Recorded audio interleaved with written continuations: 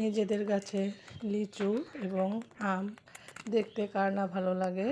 আসসালামু আলাইকুম রাহমাতুল্লাহি ওয়া বারাকাতু। কাছে দূরে যে যেখানে বসে আমার এই ভিডিওটি দেখছেন সবাইকে আমার অসংখ্য অসংখ্য ধন্যবাদ। আশা রাখি খুব ভালোই আছেন। আমি আল্লাহর রহমতে মোটামুটি ভালোই আছি। এই যে দেখেন আমার ছোট ছোট গাছে অনেক সুন্দর এবং অনেক বড় বড় আম ধরেছে। আর ভাবলাম আম যেহেতু ধরেছে আচার তো বানাতেই হবে। আমি অনেক রকমের আচার বানিয়েছি, তা আপনাদের মাঝে শেয়ার করিনি। আজ হঠাৎ মনে পড়লো যে আপনাদের মাঝে একটু হলেও শেয়ার করি, তাই আপনাদেরকে এই যে ভিডিও করে দেখিয়েছি। দেখেন আমার গাছে কত সুন্দর টাটকা সবজি হয়েছে।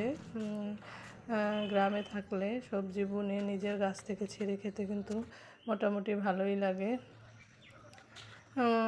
আর আজ আপনাদের মাঝে আমার একটা কষ্টের কথা বলি।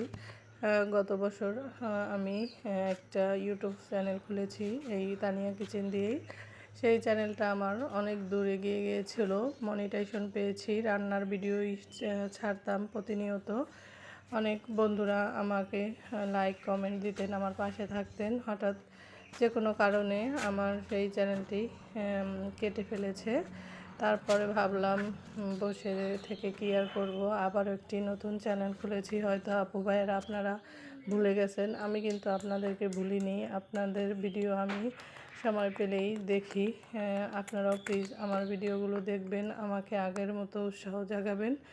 আর এই যে দেখেন আমার গাছে অনেক লিচু ধরেছে। এই যে লিচুগুলো আমি পেড়ে নিয়েছি। আর নিজেদের গাছের লিচু খেতে কিন্তু অসম্ভব মজাই হয়। আপনারা আমার আগের চ্যানেলে দেখেছেন আমি রান্নার ভিডিও করেছি, আর রান্নার ভিডিওতে বেশি একটা ভিউ হয় না, তাই আমি ভাবলাম রান্নার ভিডিও একদম ছেড়েই দেই। আর দেখি যে হাঁস মুরগি নিয়ে ভিডিও বানালে সেটা মানুষে দেখে বেশি, এর জন্য ভাবলাম আমি রান্নার ভিডিও ছেড়ে হাঁস মুরগির ভিডিও ছাড়ি, তাই আর রান্নার ভিডিও ছাড়িনি। তাই আজকে আচারটা বানাবো। যে এখানে মোরব্বা বানানোর জন্য হাফ কেজি চিনি এবং একটা এলাচ, একটা দারচিনি, একটি লবঙ্গ দিয়ে দিয়েছি হাফ কাপ পানি দিয়ে। এখন চুলায় দিয়ে পানিটা একটু ভালো করে ফুটিয়ে নেব। চিনিটা একটু তার ভাব আসলে আমি আমগুলো দিয়ে দেব। আমগুলো আমি আগে থেকে কেটে ধুয়ে পরিষ্কার করে নিয়েছি, আর এটা আপনাদের মাঝে শেয়ার করিনি। এই যে দেখেন আমগুলো আমি দিয়ে দিয়েছি। এখন 4-5 মিনিট ভালো করে নেড়ে চেড়ে আমি এটাকে রান্না করে নেব।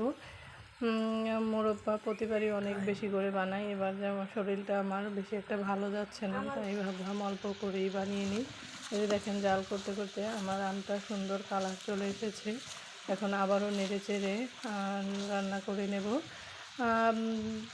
প্রায় 30-35 মিনিট লেগেছে। আমি হালকা আছে মোরব্বাটা ভালো করে ভেজে নিয়েছি। আর ভালো করে ভাজলে পানিটা শুকিয়ে গেলে এই যে দেখেন কালারটা কত সুন্দর চলে এসেছে। খেতেও কিন্তু অসম্ভব মজাই হয়েছে। আমার ভিডিও যদি আপনাদের একটু ভালো লেগে থাকে তাহলে প্লিজ আমার চ্যানেলটি সাবস্ক্রাইব করবেন, আগের মতো আমাকে উৎসাহ দেবেন, আর আমার পাশে থাকবেন, লাইক কমেন্ট শেয়ার করবেন। আল্লাহ হাফেজ।